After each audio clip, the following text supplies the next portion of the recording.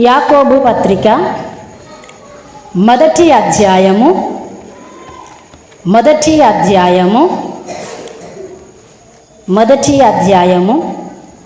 27వ వచనం.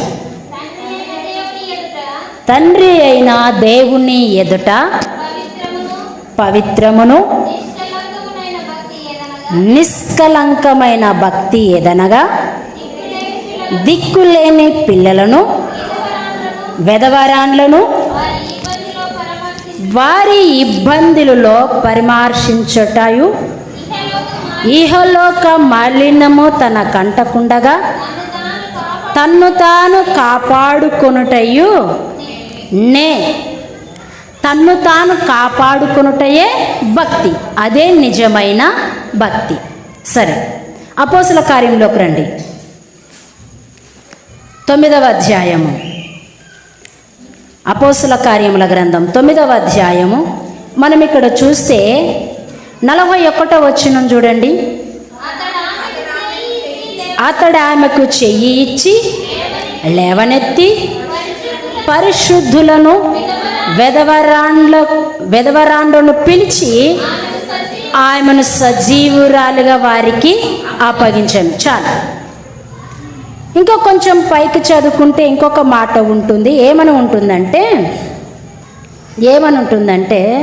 చూడండి, వెధవరాండ్లందరూ వచ్చి ఏడ్చుచు దోర్క తమతో కూడా ఉన్నప్పుడు కుట్టిన అంగీలను వస్త్రములను చూపించి అతని ఎదుట నిలిచిరి. చాలు. దేవునికి స్తోత్రం కలుగునుగాక. ఈ మాటలు బట్టి మనము చూస్తే అక్కడ వెధవరాండ్లు ఉన్నారు, చాలామంది స్త్రీలు కూడా పురుషులు కూడా ఉన్నారు. అయితే వెధవరాండ్లకి ఏం చేసింది? ఆమె బట్టలు కుట్టి ఇచ్చింది. అయితే 41వ వచనంలో చూస్తే ఆమెని పేతురు సజీవురాలుగా పరిశుద్ధుల వెధవరాండ్లకు అప్పగించెను అని చూస్తూ ఉన్నాం. అక్కడ పరిశుద్ధుల వెధవరాండ్లకు అప్పగించెను అని చూస్తాం. అయితే ఈ మాటలన్నిటి బట్టి చూస్తే ఆమె జీవితంలో ఆమె సుగుణం ఈ దినం ఏంటిదంటే, భక్తి కలిగిన దోర్క. ఎందుకమ్మా ఇక్కడ మనకు లేఖనాలు కనిపించడం లేదు కదా అని మనం ధ్యానం చేస్తే, లేదా ఒక ప్రశ్న మీలో తటస్థిస్తే గాన ఆలోచన చేస్తే గాన ఏమని ఆలోచన చేయాలా? వెధవరాండ్లను బట్టి ఆలోచన చేయాలి. యాకోబు పత్రికలో ఏం చూసాం మనము? యాకోబు పత్రికలో తండ్రి అయిన దేవుని ఎదుట పవిత్రమును నిష్కలంకమైన భక్తి ఏది అంటే దిక్కులేని పిల్లలను వెధవరాండ్లను వారి ఇబ్బందులలో పరామర్శించుటయే నిజమైన భక్తి. గట్టిగా చప్పట్లు కొడదామా? అదే నిజమైన భక్తి. అందుకే ఈ స్త్రీ జీవితంలో ఈ అపోస్తుల కార్యముల గ్రంథము 9వ అధ్యాయము 36 వచనము నుంచి 42 వచనాల వరకు చదివితే గాన అంతవరకే ఆ వచనాల వరకే ఈ తబిత లేదా దోర్క అనే ఈ స్త్రీ జీవితమును అక్కడ మనము చూడగలుగుతాం. అయితే ఇంతవరకు మనం ముందుగా చూసినటివి ఆ జీవితంలో లేదా ఆ సుగుణాలలో చూస్తే కూడా ఆమె భక్తి కలిగిన స్త్రీయే మనకు కనపడుతుంది. ఎలాగమ్మంటారా? మొట్టమొదటిగా రక్షణలోకి వచ్చింది. రెండోది శిశువురాలుగా పిలువబడింది. శిశువురాలంటే అంత ఆషామాసమైన విషయం కాదని మీకు ముందుగానే చెప్పాను. ఒక శిశువురాలు కావాలి అంటే భక్తి కావాలి. ప్రభు అయిన యేసుక్రీస్తు వెంబడించిన అపోస్తల శిశువులు ఎంతమంది? 12 మంది. రహస్య శిశువులు ఎంతమంది? మందికి తెలియడంలోనే 12 మంది రహస్య శిశువులు ఉన్నారు యేసుక్రీస్తుకి. ఎంతమంది? 70 మంది అండి. బైబిల్ ఉంటుంది, నేను కాదు అనడం. మత్తయి స్వార్తలో, లూకా స్వార్తలో, ఈ స్వార్తలలో చూస్తే యేసుక్రీస్తుకి రహస్య శిశువులు ఉన్నారు 70 మంది. లెక్కకు మాత్రము ఆయనను వెంబడించి ఆయన పరిచర్య చేసి ఆయనతో పాటు కష్టాలు, నిందలు, అవమానాలు భరించుకున్న వాళ్ళు అపోస్తులుగా ఆయన ఆశీర్వదించి సత్య సువార్తను ప్రకటించడానికి, లోకములోకి సర్వ ప్రపంచానికి సువార్త ప్రకటించడానికి, వెళ్ళడానికి, పంపించడానికి 12 మందేనండి. 12 మందే. కానీ రహస్య శిష్యులు కూడా ఉన్నారు. అయితే ఆ శిష్యులకు చాలా భక్తి ఉందా లేదా? మనము పేతురుని చూస్తే ఈ విషయంలోనే, దొరక విషయంలో ఒక క్షణము కూడా ఆయనకు పిలుపు విన్న వెంటనే, ఆలస్యం చేయకుండా వెంటనే ఎప్పే పట్టణానికి వచ్చేసాడు.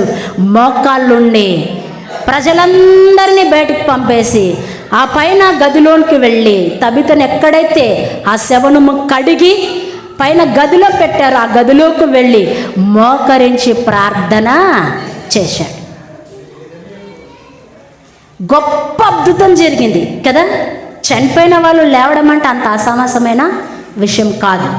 అయితే పేతురు అంటున్నాడు ఇంకొక విషయంలో చూస్తే, అది నా భక్తి చేత కాదు, నా శక్తి చేత కాదు, మా జ్ఞానం చేత కాదు, అస్సలు కానే కాదు.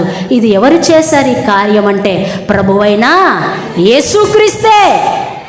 నేను మహిమ పొందడానికి నేను అర్హుడను కాను. ఎవరి మహిమ పొందాలి?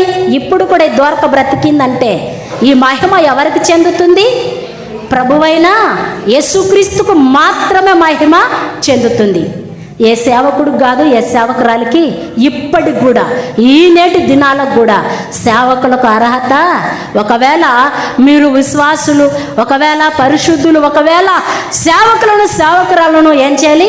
మర్యాద, గౌరవము ఇవ్వాలి, లోబడాలి, వాళ్ళు చెప్పిన మాట వినాలి, అంత మట్టుకే. కానీ నీకు నాకు ఎవరికైనా సరే ఆ మహిమ, ఘనత అర్హులు ఎవరు అంటే మనము కాదు. అది ఎవరంటే ప్రభువైన యేసుక్రీస్తే. గట్టిగా చప్పట్లు కొడదాం. ఎందుకమ్మా ఈ మాట మాట్లాడుతున్నారు?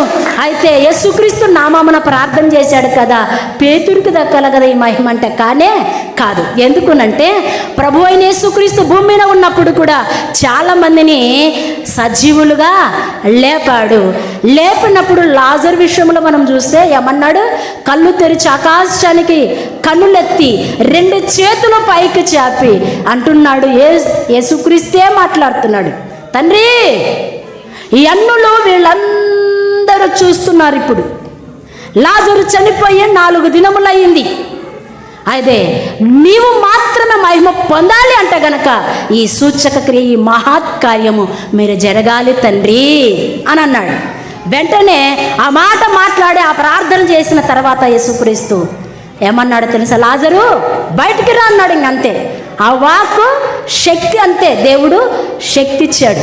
అపోస్తుల శిష్యులు కూడా వాక్కు శక్తి పొందుకున్నారు. యేసుక్రీస్తు చనిపోయిన తర్వాత, తిరిగి లేచి పరలోకానికి కారణమైన వెళ్ళిపోయిన తర్వాత ఆ 12 మంది శిష్యులు ఒక గదిలో ఉండి ప్రార్థన చేస్తూ ఉంటుండగా ఆకాశము నుంచి అగ్ని వల్లే నాలుకలు వచ్చేసాయి. అగ్ని వల్లే నాలుకలు వచ్చేసారు బైబిల్లో రాయబడింది. ఆ నాలుకలు ప్రతి వ్యక్తిని అలా చుట్టుకున్నప్పుడు ఆ వాక్కు శక్తి ఇచ్చినప్పుడు అంట వాళ్ళు అన్య భాషలతో మాట్లాడరి అని ఉంటుంది అపోస్తుల కార్యములో. అన్య భాషలు మాట్లాడరి. అన్య భాషలు అంటే ఏంటివి? అలా చుట్టుపట్ల ఉన్న వాళ్ళందరూ అన్య భాషలు మాట్లాడేవాళ్ళు. ఒకడు ఎబ్రి భాష, ఒకడు గ్రీక్ భాష, ఒకడు లాటిన్ భాష, ఈ రీతిగా అన్య భాషలు మాట్లాడాలి. ఇప్పుడు లేవా అన్య భాషలు? కన్నడ ఉంది, మరాఠీ ఉంది, హిందీ ఉంది కదా, ఇంకేముంది? ఇంగ్లీష్, తెలుగు, తమిళం, ఉర్దూ, చాలా కదా, చాలా ఉన్నాయి భాషలు.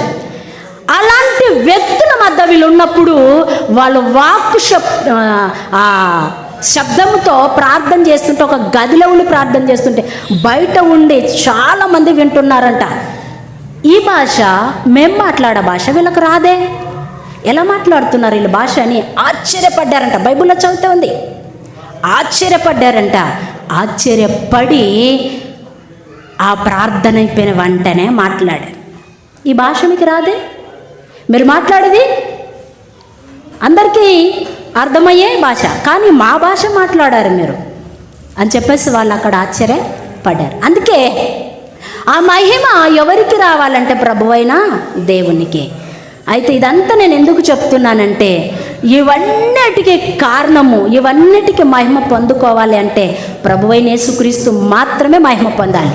ఎవ్వరు మహిమ పొందడానికి వీలు లేదు. మనం నిష్ప్రయోజకుల వంటి భారమే. దేవుని యందు భయభక్తులు కలిగి ఉండాలి, యథార్థత కలిగి ఉండాలి, అన్ని లోబడి ఉండాలి. కానీ మహిమ మాత్రము దేవునికే రావాలి, చెందాలి. అందుకే ఈ మాటలో ఉన్న సత్యం ఏంటంటే ఈ ద్వారక ఐదోది ఆమె జీవితంలో సుగుణం ఏంటంటే ద్వారక భక్తి కలిగిన స్త్రీ. భక్తి కలిగిన స్త్రీ. ఎందుకు భక్తి కలిగిన స్త్రీ అంటే బెదవరాండ్లకు ఏం చేసింది? వస్త్రములు కుట్టి ఇచ్చింది. మనం చూసాం కదా యాకోబు పత్రికలో ఏం చూసాము? దిక్కులేని పిల్లలకు, వెధవరాండ్లకు వాళ్ళ ఇబ్బందులలో పరామర్శించుటయే నిజమైన భక్తి. అందుకే ఈ ద్వారక జీవితంలో అదే జరిగింది, అవునా కదా? అదే జరిగింది, అక్షరాల అదే జరిగింది. అందుకే ఆమె భక్తి పర్రాలు అని ఎంచుకోవడంలో ఏ తప్పు లేదు. గట్టిగా చప్పట్లు కొడదాం. ఇక్కడ రాయబడకపోయినా ఈ లేఖనాలలో లోతుగా మర్మం చేసుకుంటే ఈమె జీవితంలో ఐదోది భక్తి కలిగిన స్త్రీ. చూడండి సామెతల గ్రంథం 31వ అధ్యాయము 30 వచనము కింది లైన్ అండి, ఫస్ట్ లైన్ కాదు, కింది లైన్ మాత్రమే చదవండి. యెహోవా యందు భయభక్తులు కలిగిన స్త్రీ కొనియాడబడుతుంది. దేవునికి స్తోత్రం కలుగును గాక. యెహోవా యందు భయభక్తులు కలిగిన స్త్రీ ఎలాగా కొనియాడబడుతుంది? ఎక్కడ కొనియాడబడుతుంది? ప్రజల మధ్య కొనియాడబడుతుంది. ఈ ద్వారక కూడా ఆ ప్రజలందరూ, ఏపే పట్టణంలో ఉన్న ప్రజలందరూ వెధవరాండ్లు. అయ్యా ఇదిగో ద్వారక మా మధ్య ఉన్నప్పుడు ఇలాంటి మంచి కార్యాలు చేసిందయ్యా, ఇదిగో అని చెప్పేసి ఆమె కుట్టిన అంగీలు ఎవరికి చూపించారు? ఒక దైవజనుడైన పేతురికి చూపించారండి. ఏడ్చారు చూపించి. మంచిదయ్యా, మంచి సాక్ష్యం కలిగిన స్త్రీ అయ్యా. వెధవరాళ్ళందరూ వచ్చి చెప్పి ఏడ్చారండి. అందుకే ఈనాడు నువ్వు నేను ఎలాగుంటున్నాం? భక్తి పరులాగా ఉంటున్నామా? ఆ భక్తిని ఆశ్రయించక, ఆ భక్తిని దానిలో ఉన్న శక్తి ఎంతో ఆశ్రయించక ఈ భూమిన బ్రతుకుతూ ఉన్నామా? ఎలా ఉంటున్నాం? ఒకసారి ఆలోచన చేయండి. నిజంగా ప్రభువా మేము మందిరానికి వస్తున్నాం కానీ మేము భక్తి పరులు అనుకుంటున్నామా? లేదా నీ శక్తిని ఆశ్రయించకుండా నీ శక్తి ఎంతో, లోతెంతో, పొడవెంతో కదా, ఇది గ్రహించలేక మూర్ఖంగా బ్రతుకుతూ ఉన్నామా? ప్రభా ఎలా ఉంటున్నామయ్యా మేము ఈ భూమిన అని ఒకసారి జ్ఞాపకం చేసుకుందామా? నిజంగా ఒక స్త్రీ భక్తిపరులా కనిపిస్తే కనుక ఆమె వెనుక ఉండి ఆమె ముందరుండి ఎన్నో మాట్లాడుకుంటారు కదా, ఓ ఆమె ఇంతగా భక్తి చేస్తుంది అని. కానీ ఆమె భక్తి ఆమెకు దేవునికి మాత్రమే తెలుస్తుంది, అనడానికి వీలు లేదు. ఒకవేళ అంటివా నువ్వు ఒక మాట అంటే ఆమెని ఇంకా నిన్ను కూడా వేరే వాళ్ళు 2 మాటలు అనేస్తారు, మాట్లాడుకుంటారు. నా గురించి ఎవరు మాట్లాడుకుంటలేరులే అనడానికి వీలు లేదు. ఒకరు నీవు అంటున్నా అంటే నీ గురించి కూడా ఎవరైనా ఒకరు ఖచ్చితంగా అంటారు. జాగ్రత్త, అది క్రైస్తవులకు తగినది అసలు కానే కాదు. అందుకే దేవుని యందు ఎలాగుండాలంట? భయభక్తులు కలిగిన స్త్రీ కొనియాడబడుతుంది. గౌనులలో కొనియాడబడుతుంది, కుటుంబంలో కొనియాడబడుతుంది కదా, కొంతమంది స్త్రీల మధ్య కొనియాడబడుతుంది. అందుకే ఇలాంటి మంచి కార్యాలు చేస్తూ, వెధవరాండ్లను జ్ఞాపకం చేసుకుంటూ, దిక్కులేని వారిని జ్ఞాపకం చేసుకుంటూ అలాగ మనము కొనియాడబడుదుముగాక. ఆమేన్. ఇంకొక మాట చూపించి ముగిస్తాను. చూడండి, పరిశుద్ధ గ్రంథముల నుంచి మొదటి తిమోతిలకు రాసిన పత్రిక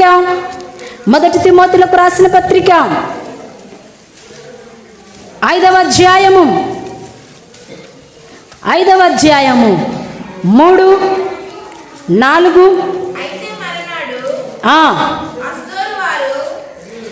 మొదటి తిమోతిలకు రాసిన పత్రిక 5వ అధ్యాయము 3వ వచనము, 4వ వచనము, 5వ వచనము.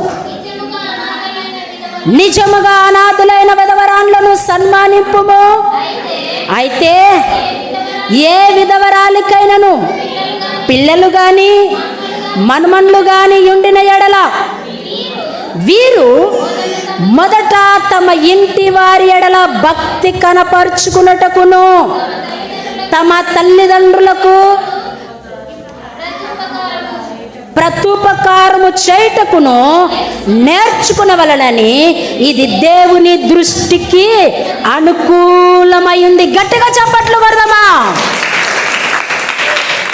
ఇది దేవుని దృష్టికి మిగుల విలువ కలిగినది, అనుకూలమైనది.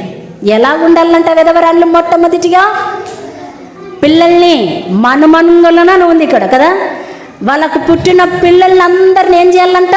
మంచిగా పరిపాలన చేయాలి. ఆ ఇంట్లో ఉన్న వాళ్ళతో కలిసి భక్తిగా కనపడాలి. మొట్టమొదటిగా కుటుంబంలో భక్తిగా కనపడాలి. ఆ తర్వాత స్నేహితులతో, ఆ తర్వాత నువ్వు ఎక్కడ కూర్చున్నా ఎక్కడ లేచినా భక్తిగా ఉండాలి. నీ నోటు దురుసుండకూడదు విధవరాండ్లకు. అంతేకాదండి, ఎంతవరకు చదువుకున్నాం మనము? 5 వచనాల వరకు.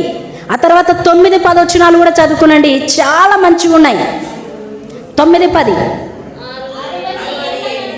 60 ఏండ్ల కంటే తక్కువ వయస్సు లేక ఒక్క పురుషునికే భార్యై సత్క్రియలు పేర్పొందిన విధవరాండ్లు పిల్లలు పెంచి పరదేశులకు ఆతిథ్యమిచ్చి పరిశుద్ధుల పాదములు కడిగి శ్రమపడు వారికి సహాయము చేసి ప్రతి సత్కార్యము చేయు బూనుకొనదైతే ఆమెను విధవరాండ్ల లెక్కలో చేర్చుకునవచ్చు. దేవునికి స్తోత్రం కలుగునుగాక. మీకు ఇంకా మంచిగా అర్థం కావాలంటే 1 తిమోతిలకు రాసిన పత్రిక 5వ అధ్యాయము 1 నుంచి 16 వచనాలు ఇంటికి వెళ్ళి నెమ్మదిగా చదువుకునండి. అక్కడెక్కడ ఎవరెవరు ఎదవరాండ్లు ఉండారంటే, వృద్ధాపములు కలిగి విధవరాండ్లు ఉన్నారు. యవన జీవితంలో భర్తను పోగొట్టుకో, కొంతమంది సంవత్సరానికే భర్త కోల్పోతాడు, కొంతమంది 2-3 ఏళ్ళకు కోల్పోతారు, కొంతమంది 7-8 ఏళ్ళకు కోల్పోతారు భర్తను. అలాంటి విధవరాండ్ల గురించి కూడా ఈ లేఖనాలలో రాయబడింది. 5వ అధ్యాయం 1 నుంచి 16 వచనాల వరకు చదవండి. ఇంటికి వెళ్ళిన తర్వాత అన్ని మంచిగా అర్థమవుతాయి. అక్కడ అవివేకంగా అజ్ఞానంగా నడుచుకోకూడదు. అందుకే ఇక్కడ విధవరాండ్ల గురించి చాలా చక్కగా మాట్లాడుతున్నాడు తిమోతి. వాళ్ళని లెక్కలో చేర్చుకున్నది. ఎవరిని? యవన జీవితంలో ఉండి విధవరాండ్లు ఉంటారు చూడు, వాళ్ళని సంఘములో లెక్కలో చేర్చవద్దు. ఎన్ని సంవత్సరాలు ఉంది? ఎన్ని సంవత్సరాలు ఉంది అక్కడ? 60 ఏండ్ల కంటే తక్కువ వయసు. అంటే 60 ఏండ్లు పైబడి ఉండాలి. ఎవరు? విధవరాండ్లు. అలాంటి వారు పరిశుద్ధులుగా ఉండాలి, నీతిగా ఉండాలి, యథార్థంగా ఉండాలి, పరిశుద్ధ పాదములు కడగాలి, మంచి ఆతిథ్యం ఇచ్చేవారి ఉండాలి పరదేశులకు. అలాంటి వారు విధవరాండ్లు కుటుంబాన్ని మంచిగా పరిపాలన చేసి మంచిగా తన పిల్లల్ని పోషిస్తూ కుటుంబంలో భక్తిగా నడుచుకొని అలాంటి వారిని తిమోతి సంఘములో లెక్కలో పెట్టుకో అంటాడు. అలాంటి వారిని లెక్కలో పెట్టుకో. 60 ఏండ్ల కంటే ఇక్కడ కిందికి ఉంటారు చూడు, 30 ఏండ్లు కదా, 40 ఏండ్లు, 20 ఏండ్లు కదా, ఇలా ఏళ్ళు వాళ్ళని లెక్కలో చేర్చుకోదు. ఎందుకన్నాడు ఆ మాట? ఎందుకన్నాడు? వాళ్ళు దారి తొలగే ప్రమాదము ఉంది. కింద చదవండి, అన్నీ ఉంటాయి. వారు దారి తొలగే ప్రమాదం ఉంది. ఒకే పురుషుని కలిగి ఉండాలంటుంది మన బైబుల్. ఉంది కదా? ఎక్కడ ఉంది? 9వ వచనంలో ఉంది చూడండి. ఒకే పురుషునికి భార్య అయి ఉండాలి. ఎప్పుడు? చనిపోయేంత వరకు. అందుకే అలాంటి వారినే 60 ఏండ్లు పై ఉండాలి. 65, 70 ఏండ్లు, 80 ఏండ్లు వాళ్ళంటి వారినే లెక్కలో చేర్చుకో. అలాంటి వారే భక్తి పరులు. యవన జీవితంలో ఉండి లెక్కలో చేర్చుకుంటే గనక విధవరాండ్లను, అదో దేవుని నామము దూషించబడుతుంది, దేవుని నామము అన్న జనుల మధ్య అవమానపరచబడుతుంది. వాళ్ళని లెక్కలో చేర్చుకున్నద్దు తిమోతి అని మాట్లాడుతున్నాడు. దోర్కైతే మంచి సత్క్రియలు కలిగి బ్రతికిందండి. మంచి ప్రవర్తన కలిగి బ్రతికింది. ఆమె జీవితంలో 5వది ఏంటిది? భక్తి కలిగిన స్త్రీ దొరక్క. అలాగ మనము వండుదుముగాక. మన ప్రభువైన యేసుక్రీస్తు నీ కొరకు నా కొరకు పరలోకాన్ని విడిచి భూమికి వచ్చి తను తాను తగ్గించుకొని రక్తమంతా కార్చి ఒక్కడి తక్కువ 40 దెబ్బలు కొరడా దెబ్బలు కొట్టించుకొని నీ కొరకు నా కొరకు మకం మీద ఉమ్మించుకొని కలవరి సిలువలో యజ్ఞ పశువుగా బలి పశువుగా వేలాడబడ్డాడు. నువ్వు నేను చేసిన పాపం కొరకే. భూగర్భమును 3 దినములు దాయబడి 3వ దినం మృత్యుంజయ తిరిగి లేచాడు. మరలా 40 దినాలు భూమిని అనేకులకు కనబడ్డాడు. ఆ తర్వాత పరలోకానికి హారణమై వెళ్ళిపోయాడు. దేవుడి పరిశుద్ధ మాటలు మనందరి వినికిడిలో దేవుడు దీవించి ఆశీర్వదించి బలపరచునుగాక. ఆమేన్.